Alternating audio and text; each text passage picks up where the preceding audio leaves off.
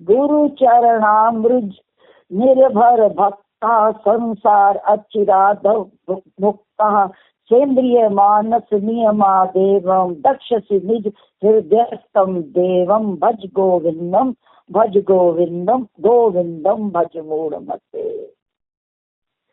जीवन में बिना ज्ञान के, आत्मज्ञान के मानव का, जीव का कल्याण नहीं हो सकता। अगर बार बार के सुख और दुख के चक्र से जीव बचना चाहता है तो उसके लिए शंकराचार्य जी ने जो निर्देशित किया है उस वह बड़ा विचारणीय है। गुरु कृपा के बिना जीवन में भवबंध से मुक्ति हो नहीं सकती। गुरु क्या करता है? गुरु अपने, और वो गुरु कैसा होना चाहिए? जिसके अपने अज्ञान के बंधन टूट चुके हैं, मुक्त हो चुके हैं, जो आत्मविद है, जो तत्ववेता है, जिसके अंतःकरण में से अज्ञान का नाश हो चुका है, अहम का नाश हो चुका है, ऐसा आत्मवेता ब्रह्मवेता गुरु ही शिष्य के अंतःकरण में ज्ञान का संचार कर सकता है। इसलिए जितनी भी आत्मोपलब्धि होती है उसका सारा श्रेय शंकराचार्य जी ने यहाँ किसको दिया है? गुरु को दिया है। और गुरु के चरणों में जब भक्ति होगी तो निश्चय गुरु कृपा भी होगी।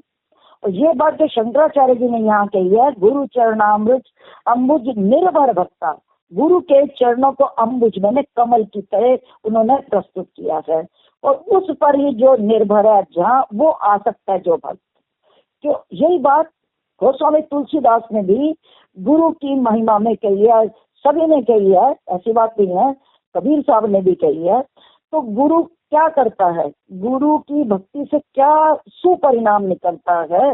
तो कहा श्री गुरु पद नख मणि गण ज्योति सुमिरत दिव्य दृष्टि ही होती दलन मोह सम सोस प्रकाशु बड़े भाग उर आवही जासु। गोस्वामी तुलसीदास कहते श्री गुरु पद नख, श्री गुरु के पांव के नाखून की ज्योति से जो ज्ञान विकसित होता है, श्री गुरु पद नख मणि गण ज्योति, उसका स्मरण करने से कारण है हम क्यों चरण स्पर्श करते हैं।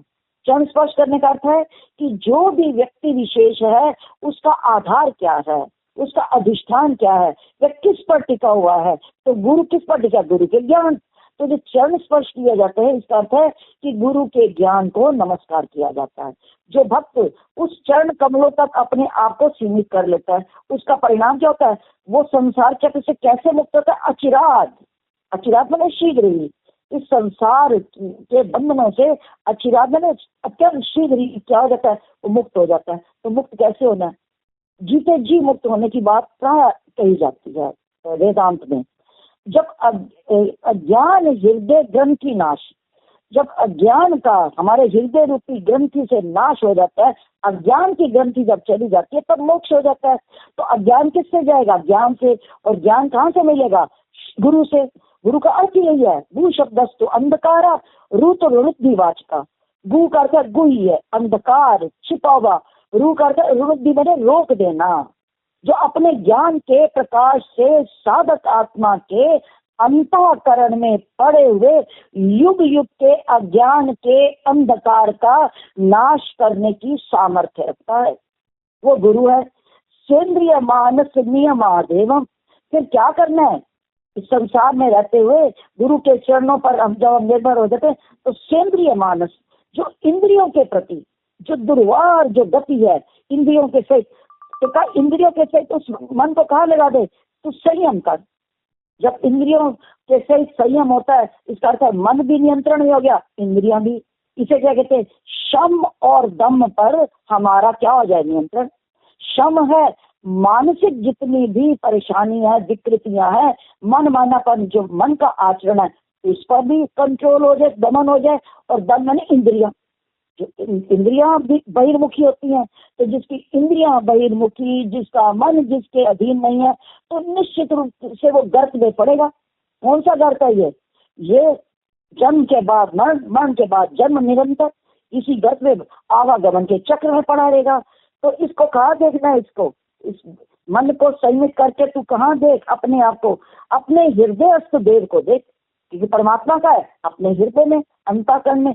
जिसे अपने अंतःकरण में ज्ञान की अनुभूति नहीं हुई, उसे कहीं भी नहीं होगी। इसलिए कबीर साहब ने कहा, तेरा साईं तुझ में।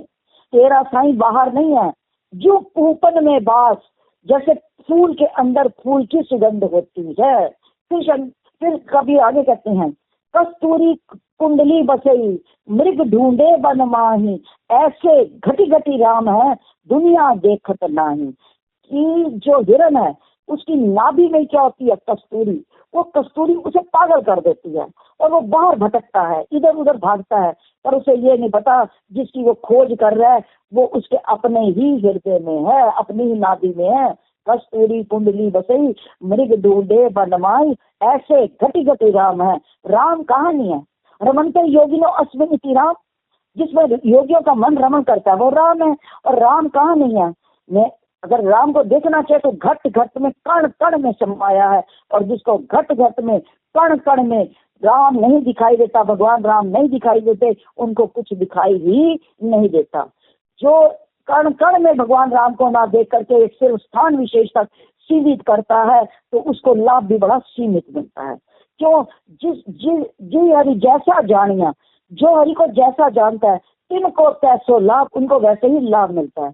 और जब तक हम उसके अंदर धस नहीं जाएंगे, तब तक हमें उस ज्ञान की, जो अमृत की जो अनुभूति है, वो जो संजीवनी है, वो मिल नहीं सकती। तो भटके हुए मानव को कहा है कि अगर तूने अपना परमार्थ सुधारना है तो तू किसकी शरण में जा? श्री गुरु के चरणों की।